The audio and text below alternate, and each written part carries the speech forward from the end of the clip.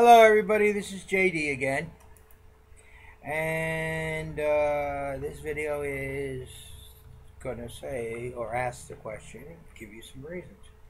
Why should you even consider me, JD, for president? I mean, I don't belong to a political party. I'm not part of a political machine. I owe my loyalties to no political group. I mean, my loyalties only belong to the people that I care about. That is, you, the American people. I'm not rich, long shot. I don't care to become rich. I probably could write a very interesting book about my life, since supposedly I almost died when I was younger from malnutrition. I had supposedly, I'm not sure, but according to what my mother tells me, this whole area of my life is very shady. Romantic fever. Supposedly, a lot of things. Both my stepfather and my mother were alcoholics. State of Connecticut decided they weren't good parents. And because when they returned my sister to my mother, which was 1 year older than me, and what happened the way she turned out, well, they decided that I couldn't go home till I was over 18. And I worked many part-time jobs. I helped in orchards in Connecticut. I also worked in a five and dime. A very good man who was the owner, very nice guy. He was Jewish. And I know what it's like to be hungry. I know what it's like to go without food. And I don't mean without food for a meal or two. I mean several days. I know what it's like to have one or two pair of pants for school and a shirt, and that's it. And you better not get them torn. I know what it's like for me to live day to day. And I know what it's like for me to live without day to day. Right now I'm living day to day. But why select me as your candidate? What is it that makes me different than you? I spent 26 years with constructive time and actual time in the Navy. I made it up through the ranks all the way to chief. I know what leadership involves, the responsibility of leadership, and the consequences of leadership. And I know what leadership is. And leadership is not taking vacations every time you turn around. On the contrary, matter of fact, when I was in the military, I lost leave because being the supervisor and because of the work schedules and everything, I couldn't take leave. I had to do my job because I was the leader, the one to see to it that the rest was going okay. I mean, actually, I cannot conceive at all what a president on vacation, with the way the world is. But that's because I accept the responsibility of leadership. Ooh, there's something. I would accept the responsibility of leadership for the United States of America. Ooh, that's awesome. And the consequences. Gosh, that's a tough thing to think about. Thought about that a lot. I look at the way our Congress run by two political parties, which, if you study socialism, is the core of socialism. You gotta have political party. But in a republic, you're not supposed to have political parties. They're supposed to be representation of you, the individual. Oh, that's a different concept, isn't it?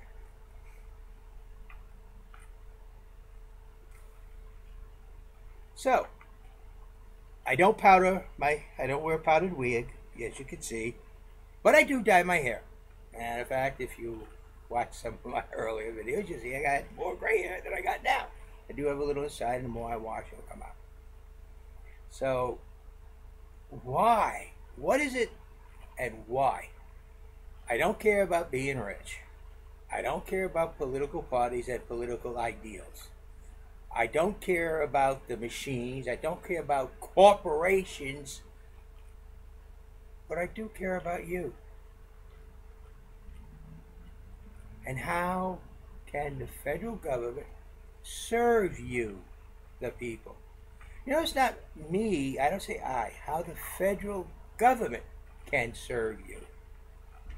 I care about the promises that are made to each and every American citizen that is born in this country.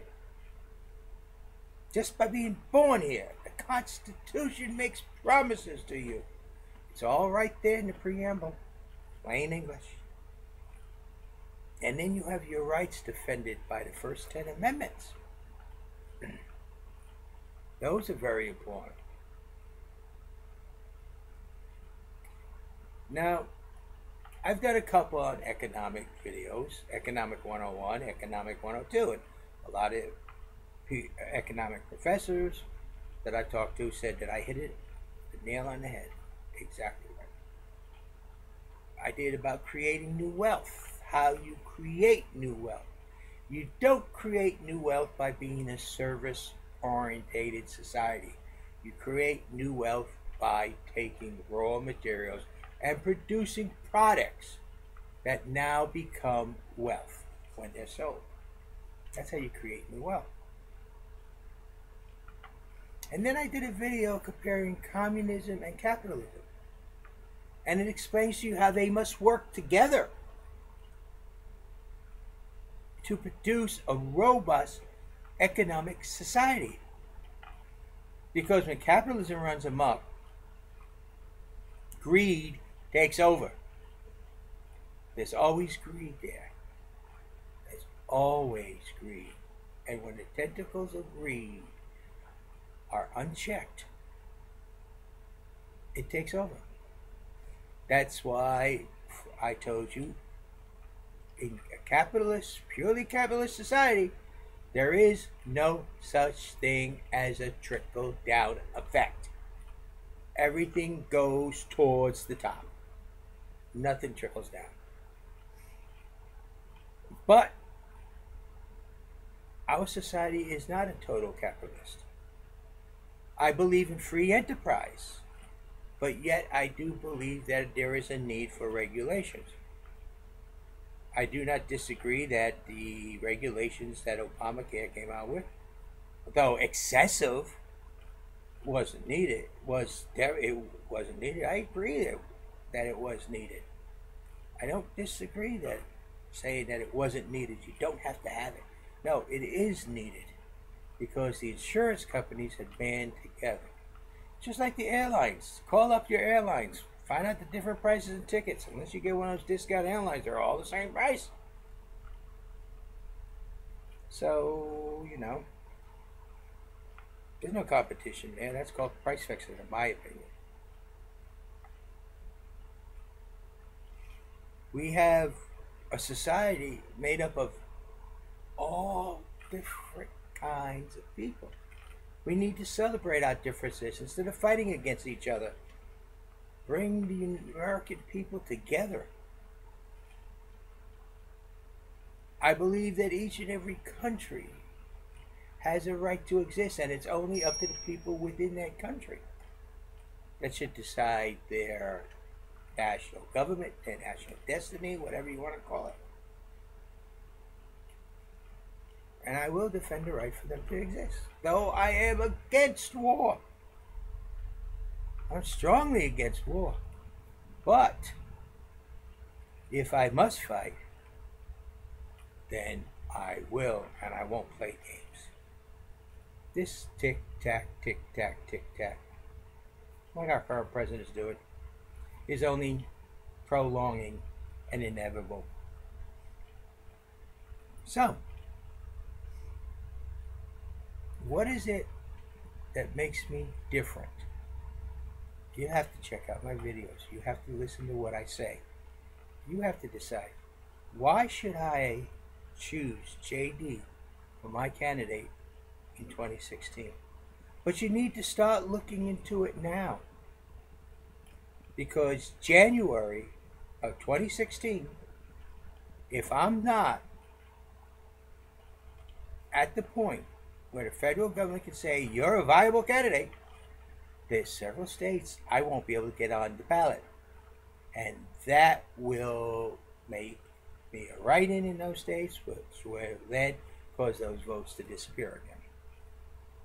Can't win as a write-in. So, what is it that makes me different than you? Why should you even consider JD? That's the question you have to ask yourself. He cares about you. Yes, he does, very dearly. He cares about the country. He has proven himself to be a leader several times over.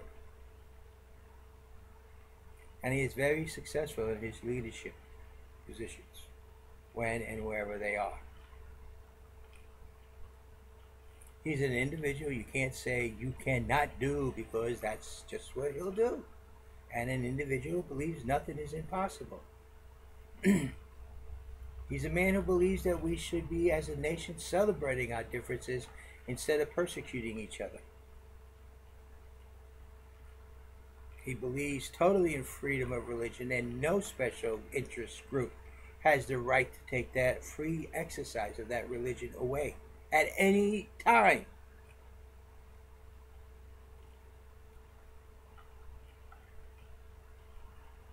I mean, I'll be honest with you. If you go into a meeting hall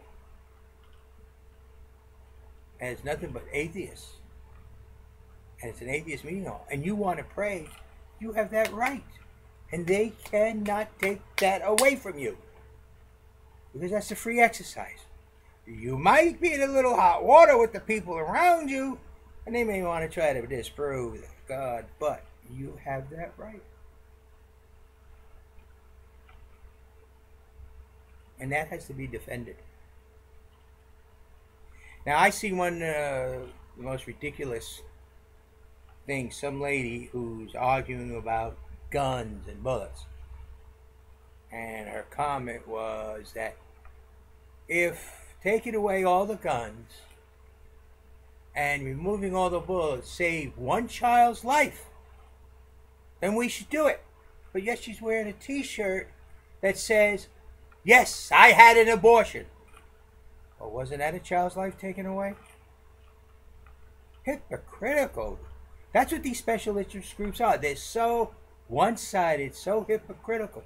They don't look at everything. Oh, wait a minute. That's another thing. JD tends to want to check everything out. He wants to make sure that every single person is fairly represented. Now, how many of you say, oh, the First Amendment is freedom of speech, freedom of speech? But actually, first and foremost, it is the total freedom of religion. From any type of government regulation, rules, laws, or persecution.